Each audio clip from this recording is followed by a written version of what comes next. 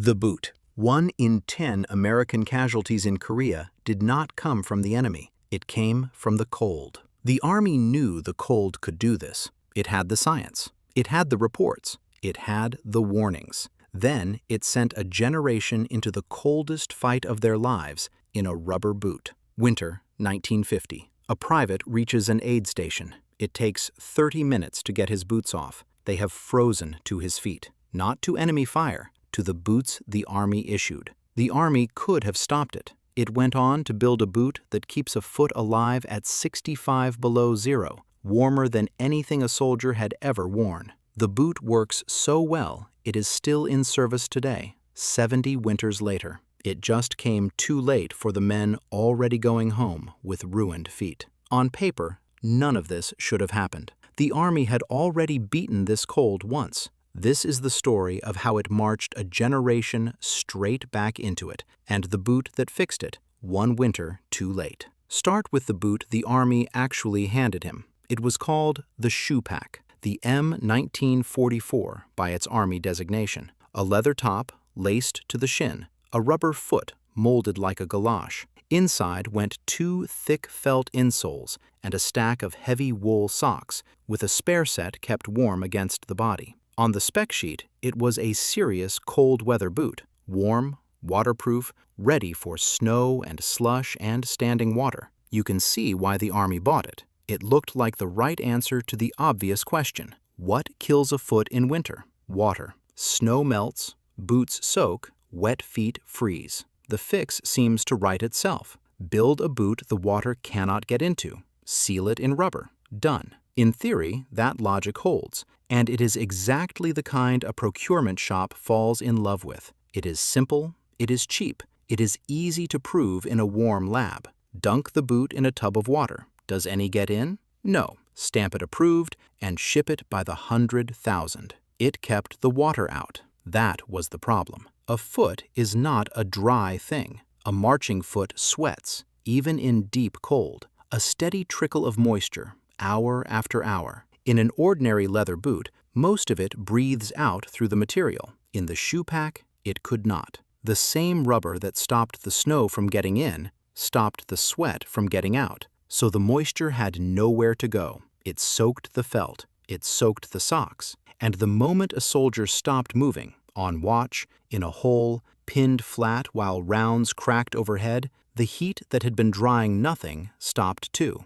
The wet felt cooled against the sole of his foot. Then it began to harden. Then it froze. Men who were there described it the same way over and over. You could feel the insert turning to ice inside the boot, right under your foot, while you sat still and waited for something to happen. That is the whole trap in one sentence. The boot did not fail because it was thin or cheap or badly made. It failed because it worked exactly the way it was drawn. It sealed the foot. And a sealed foot, in a shell that cannot breathe, sits in its own sweat until the cold turns that sweat to ice against living skin. The Army was not blind to this. It had an answer, and the answer was written right into the kit. Change your socks. Rotate the felt inserts. Keep a dry set warm inside your clothing and swap them through the day, and dry the wet ones against your body while you wore the others. Do that faithfully, and the Shoepac was survivable. On the requirement sheet, that logic is airtight. In the field, it came apart the instant the shooting started. Here is the man it was written for, a rifleman on a frozen ridge, the temperature far below zero, the enemy a few hundred yards off and moving. He has not slept. He cannot feel his fingers. And the plan for his feet is that he will take his boots off, out in the open, under fire, peel away frozen socks with numb hands, dry his skin, and lace back up, several times a day, every day. He will not do it. He cannot do it. The single thing the boot needed in order to work was the one thing combat made impossible. Every hour he kept his boots on to stay alive was an hour his own sweat spent freezing his feet from the inside. So the sweat stayed, and the feet froze. Not in some freak exception. in the ordinary, everyday condition of a soldier doing exactly what he was ordered to do. To see what that trap cost, you have to follow it to the coldest place American soldiers had ever fought. Late November 1950. Northeastern Korea, high in the mountains near the Chinese border, around a frozen stretch of water called the Chosin Reservoir. An American force pushing north gets encircled by a Chinese army that came south in the tens of thousands. What follows is one of the most brutal fights in American history, and it is fought inside a cold that is a weapon all by itself. The temperature dropped past 20 below zero, then past 30. The wind drove it lower still. And the cold did not just hurt the men, it broke their equipment. Rifle bolts froze shut. The oil in machine guns turned to glue. Morphine froze solid in the little cigarettes. To keep a dose usable, a medic carried it in his own mouth. A needle of painkiller held between his teeth so it would still flow when the next man started screaming. Plasma froze in its bottles. Rations froze so hard, men chipped at frozen beans and fruit with bayonets and ate them like rocks. Blood froze on the wounded before anyone could reach them. Into that, the men came wearing the Shoepac. This was not a fight men could endure and wait out. They were surrounded, outnumbered many times over, ordered to fight their way out, mile by frozen mile, down a single mountain road to the sea. The survivors took a grim name from it, the Chosin Few. The cold handed the campaign its other name, the one that stuck to it forever, the frozen Chosin. Every job the cold touched, it made deadlier. A wounded man who might have lived in a temperate war bled out fast because his blood would not clot, and the plasma meant to save him sat frozen solid in its bottle. Stretcher cases froze on the stretcher before they reached an aid station. Surgeons worked in tents that could not hold heat, on men who would not stop shivering under their hands. A rifleman could do everything right, fight well, hold the line, survive every assault thrown at him through the night. Then, in the gray morning, he could still be carried off that hill for the boots he had been standing in the whole time. The corpsmen were the thin line between a man who kept his feet and a man who lost them, and they were losing to the same cold. They cut boots off with knives when swollen, frozen feet would not come off any other way. They carried out men who could no longer walk on what was left of their own. The evacuation lines running down out of that battle were thick with soldiers the enemy had never once touched. What happened to those feet was not the exception at Chosin. It was the background condition of the entire battle. Men who pulled their boots off at night found their feet had swollen so badly they could not force them back in, so they learned to leave them on for days. The feet inside went from cold to numb to a hard wooden white that no longer felt like part of the body. Corpsmen learned to read the color like a chart. Red was early and reversible. White was frostbite. Black meant the tissue underneath was already dead, and the toes, or the whole foot, were not coming home. And here is where you have to be careful, because the popular version of Chosin throws around enormous casualty numbers, and the honest picture is actually more damning than the myth. So use the Army's own accounting. The Army's own medical record counted more than 7,000 cold injury cases across the Korean War. Roughly 1 in every 10 American casualties in that war was not the enemy's doing. It was the weather. In the first winter alone, more than 5,000 men had to be pulled out of Korea entirely for what the cold had done to their bodies. A single Army hospital in Japan opened a ward for nothing but frozen feet and filled it. At Chosin itself, in just a few weeks, the reported casualty estimates climb into the thousands. Killed, wounded, and frostbitten together in one campaign. Behind every one of those numbers is a foot, and most of those feet did not belong to men who did anything wrong. Think about the arithmetic of that for a second. A rifle company walks into those mountains at full strength. Some of those men are going to be shot, and that is the war they signed up for. But a real share of them, company after company, get carried out for a reason the enemy cannot claim. They lose toes to a boot. They lose the arch of a foot, the front half of a foot, to a design decision made years earlier in a warm building a continent away by people who were certain they had thought of everything. That is the bill Chosin sent back. The question that should stop you cold is why the army was surprised to receive it. Because the army was not meeting frozen feet for the first time in Korea. Not even close. It had already fought this exact enemy 6 years earlier on the other side of the world. Go to a forest on the German border in the late fall of 1944, the Hurtgen Forest. American infantry are dug into freezing mud in a battle that grinds on for weeks. It rains, then it freezes. Boots soak through and never dry out. Men stand in cold water at the bottom of their foxholes for days on end, because to climb out is to be seen and shot. Their feet begin to rot and swell and freeze inside their boots, exactly the way they will at a frozen reservoir in Korea 6 years later. That winter, the cold tore through the American army in Europe. Tens of thousands of soldiers were pulled off the line by their own feet. In some units, the cold put more men out of action than the Germans did. Whole rifle companies were hollowed out by an enemy that never fired a round. The army watched all of it, in real time, in its own field hospitals. So, it did what the army does well after a disaster. It studied it. It gathered the data, it wrote the reports, and in time, it bound the whole grim lesson into hundreds of pages of official medical history on cold injury of the ground type. The conclusions were not subtle. Keep the foot dry. Keep it moving. Rotate the boots and the socks. Catch the early color before the tissue dies. And above all, command has to enforce every bit of that,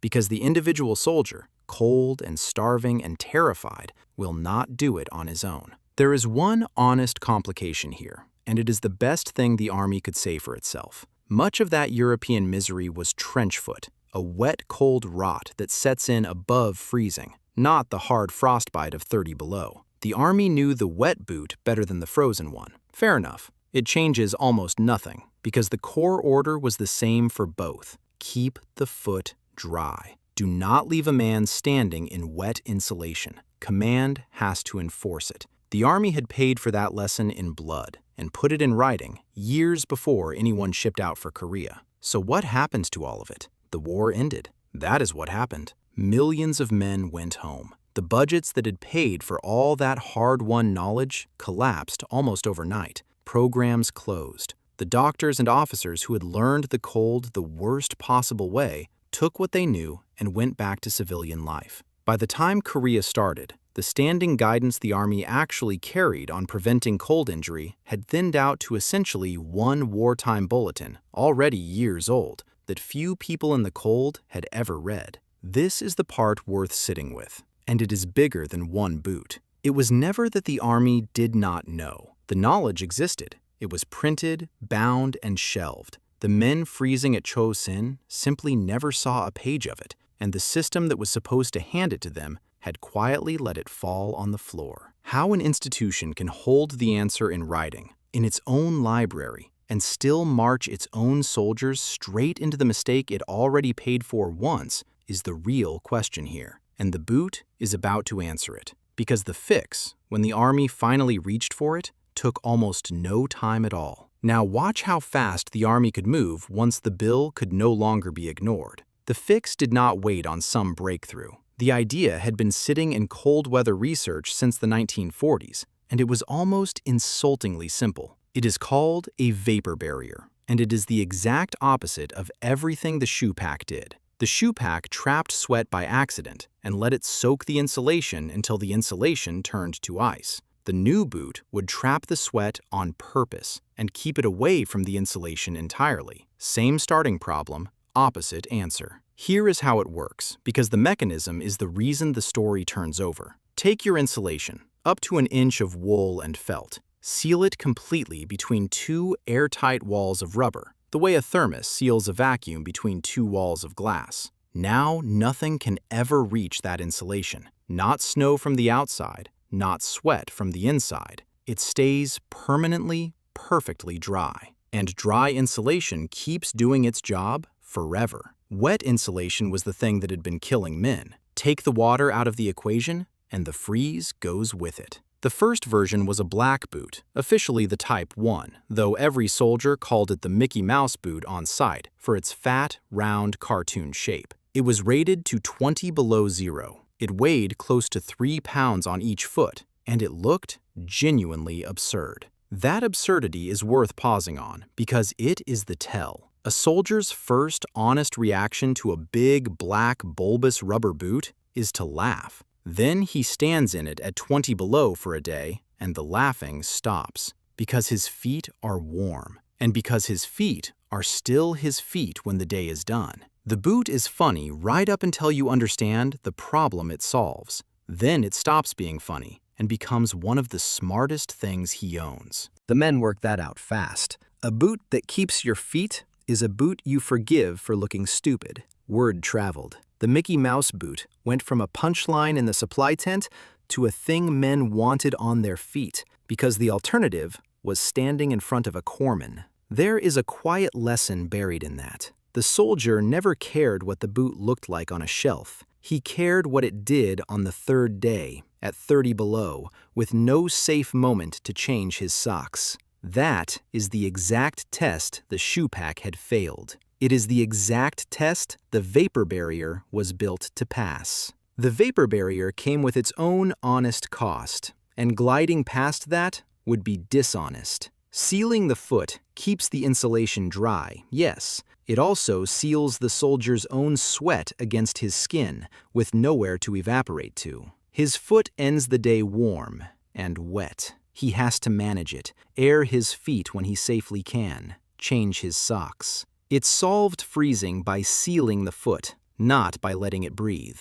And that trade is real. But look hard at what the trade actually was. It swapped a lethal failure for a manageable nuisance. Warm and wet is uncomfortable. Warm and wet is a foot you keep. Cold and wet is the one that turns black in a corpsman's hands. The Army had not built a perfect boot. It had built a boot whose worst day was an annoyance instead of an amputation. That is what a real fix looks like. Then the Army took that same simple idea and pushed it as far as it would go. This is the moment the whole story flips over. If a sealed vapor barrier could hold a foot at 20 below, it could hold more. Pack more insulation into that very same sealed shell, keep the vapor barrier exactly as it was, and you get the second boot. The same boot as the black one, essentially, made bigger and turned white. Officially, the Type 2. Everyone knows it as the bunny boot. Rated to 65 degrees below zero. Stop on that number, because it is the number this entire story has been walking toward. 65 below zero is barely weather anymore. It is cold that kills exposed skin in a couple of minutes. It is the deep interior of Alaska in a hard winter. It is the high slopes of Denali in January. And the United States Army built a rubber boot out of cheap materials and plain 1940s science that keeps a human foot alive and working inside it, which means the problem was always solvable. Say it flat, because it is the whole indictment in a single line. The cold that destroyed thousands of feet at Chosin was never an unbeatable force of nature. It was a boot away. The science was ordinary. The materials were cheap. The whole invention was a rubber shell wrapped around insulation that stayed dry. When the Army finally decided this problem was worth solving, the fix did not take 10 years or a building full of geniuses. It happened fast, the moment it mattered. The hardest part of the whole invention was deciding it was worth inventing. The only ingredient it had ever been missing was urgency. And urgency is the one thing an institution will not spend until the bill is already overdue. And there is the cruelty folded into the dates. The bunny boot came straight out of the cold that Chosin exposed, which means the men who froze in the Shoepac are the ones who bought it. They took the loss. The soldiers who came after them got the boot that those frozen feet had paid for. The private who left his toes on that ridge in 1950 did not get a warm foot back out of the deal. What he got was the knowledge that the Army could have kept those toes and had chosen, through neglect rather than malice, to learn that the most expensive way there is. Go back to the aid station from the start of this. The boots frozen onto a man's feet, 30 minutes to work them off. Now set that beside the white boot rated to 65 below zero. Same Army, same cold, same human feet. The only thing that changed between the two was time, and the accident of which men happened to be standing in the snow before the answer arrived. That is not a story about technology. Technology was never the thing standing in the way. It is a story about how long a large institution can hold a solution at arm's length while the people it exists to protect keep paying for the delay. And if you think this ends the day the boot gets fixed, it does not. It is still running right now. That white bunny boot, the one rated to 65 below, is not a museum piece. It is still issued today. More than 70 years after Chosin, American soldiers in the Arctic still lace on the same vacuum-sealed rubber boot built under contract by one company after another down the decades. It works. It has always worked. It is one of the longest-serving pieces of equipment the American military has ever put on a human body. And it exists because of a lesson that got written, in the end, in frozen feet. You can even buy one yourself. They turn up by the thousands on the surplus market, and the people who spend real time in real cold on the ice up north swear by them to this day. Trappers wear them. Bush pilots wear them. Ice fishermen wear them. A boot designed for a mountain in Korea in 1950 is, right now, keeping some civilians' feet warm above the Arctic Circle. It never needed replacing, because it was right the first time the Army finally chose to build it right. But the men who actually bought that lesson never stopped paying the note. This is the part most tellings leave out, and it is the part that should stay with you. Cold injury is not a wound that heals and closes and is finished. It comes back. Decades later, the nerves and the small blood vessels that the frost damaged begin to fail early. Add age, add diabetes, add the ordinary decline of an old man's circulation, and a foot that survived Korea in 1950 can still take his toes in his 70s or 80s. The Department of Veterans Affairs recognizes cold injury residuals as a service-connected condition to this day, with a specific tie to the men who were there for the worst of that winter. Which means there are veterans who did not lose their fight with that boot in 1950. They lost it in a VA exam room 50 and 60 years later, still settling an account the Army opened for them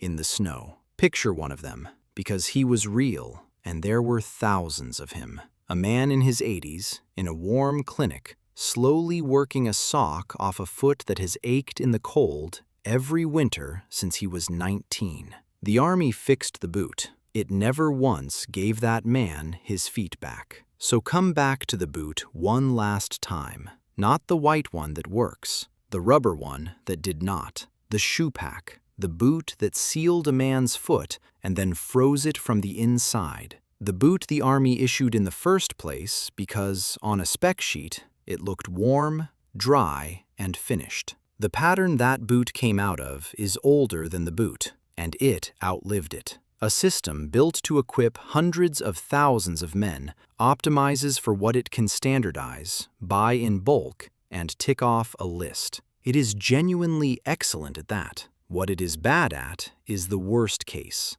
the ridge at 30 below, the condition that never shows up in a heated test lab in the spring. The Army at Chosin did not lack the science, and it did not lack the money. It lacked the memory of what it already knew and the will to act on it before the bodies made acting unavoidable. It fixed the boot. It never fixed the thing that made the boot necessary. The bunny boot is still in service. The old lessons are still on the shelf, right where they were left. And somewhere in that same system, studied and bound and quietly filed, sits the next lesson, waiting on the next cold place we send young men before anyone checks what we already learned and already paid for. Same institution, same gap between what it knows and what it does. Same feet, waiting on an answer that is already sitting on a shelf. If this made you want to go deeper, the vault where I keep the full script research and everything that did not make the final cut is linked in the description. Subscribe for more. And if you want another program where the answer existed the whole time and the institution still took the long way to reach it, the next one is on your screen right now.